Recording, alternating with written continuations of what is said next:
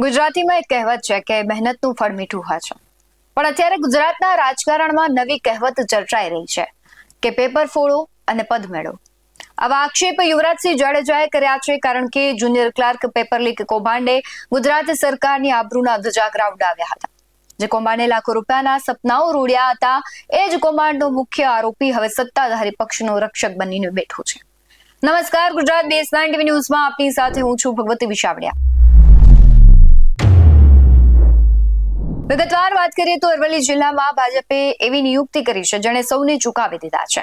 વર્ષ 2023માં જુનિયર ક્લાર્કની પરીક્ષાનું પેપર જ્યારે તેલંગાણાની પ્રેસમાંથી લીક થયું, ત્યારે ગુજરાત ATS તપાસનો ધમધમાટ શરૂ કર્યો હતો. આ તપાસમાં બાયડના આકાશ જસુ પટેલનું નામ ખુલ્યું હતું. આક્ષેપ હતો કે આકાશ પટેલે 10 લાખ રૂપિયામાં પેપર ખરીદ્યું હતું. ATSએ તેની ધરપકડ કરી અને તે જેલની હવા પણ ખાઈ આવ્યો છે. પરંતુ નવાઈની વાત તો એ છે કે જેની સામે ગુનાહિત ઇતિહાસ છે, જેની સામે સરકારી પરીક્ષામાં ચોરી કરવાના ગંભીર આક્ષેપો છે, તેને ભાજપે અરવલ્લી જિલ્લા યુવા મોરચાના પ્રમુખ જેવું મહત્વનું પદ સોંપ્યું છે. શું ભાજપમાં નિષ્ઠાવાન કાર્યકરો ખૂટી પડ્યા છે? શું કોઈ નેતાના સંબંધી હોવું એ ગુનાઓ પર પડદો પાડવા માટે પૂરતું છે? એક બાજુ સરકાર પેપર લીક સામે કડક કાયદા લાવે છે, તો બીજી બાજુ સંગઠન આવા તત્વોને હોદ્દા કેમ આપે છે, એ સવાલ થઈ રહ્યા છે. ત્યારે સૂત્રોનું માનવું એવું છે કે આકાશ પટેલના કાકા કોર્પોરેટર હોવાથી તેને આ રાજકીય રક્ષણ પણ મળ્યું હોવાની ચર્ચાઓ થઈ રહી છે. એટલું જ નહીં, હવે ચર્ચાઓ એવી પણ થઈ રહી છે કે આગામી સ્થાનિક સ્વરાજ્યની ચૂંટણીમાં મહાશયની ટિકિટ આપવાની પણ ગોઠવણ થઈ ગઈ છે.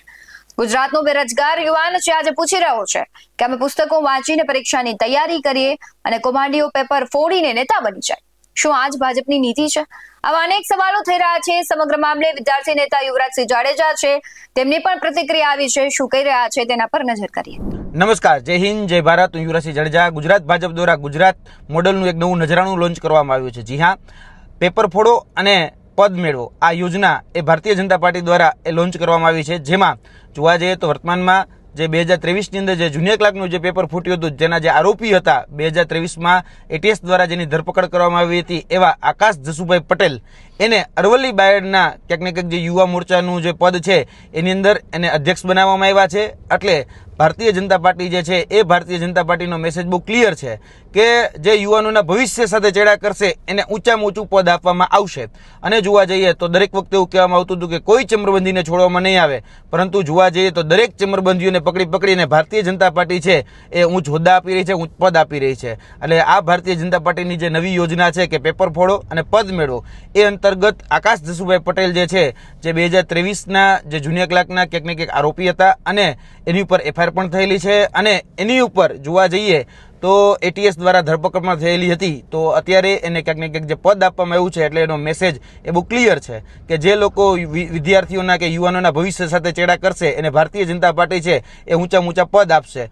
અત્યારે વર્તમાનમાં જોવા જઈએ તો ભારતીય જનતા પાર્ટીના અરવલ્લીના જે આગેવાન છે એના દ્વારા એવી સ્પષ્ટતા કરવામાં આવી છે કે આ જે વ્યક્તિ છે આકાશ જસુભાઈ પટેલ, એ તો પેપર લખવામાં હતા, અને જે કેતન બારોટ કરીને જે વ્યક્તિ હતા એ પેપર લાવ્યા હતા, અને આ વ્યક્તિ તો ખાલી પેપર લખ્યું. આ તો બહુ નાની બાબત છે, આમાં આટલો બધો હવાલો ન કરવો જોઈએ, આવું એમનું કહેવાનું છે.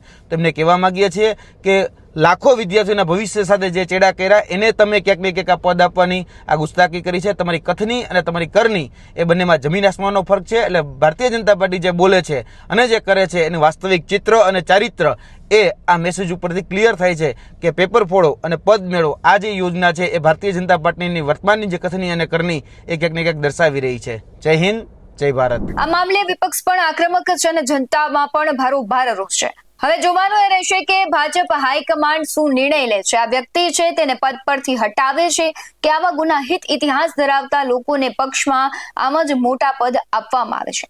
તમારે શું માનવું છે કમેન્ટમાં જરૂરથી જણાવજો. બાકી આવા જ વધુ અહેવાલો સાથે ફરી મળતા રહીશું.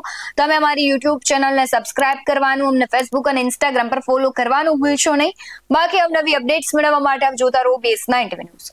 નમસ્કાર.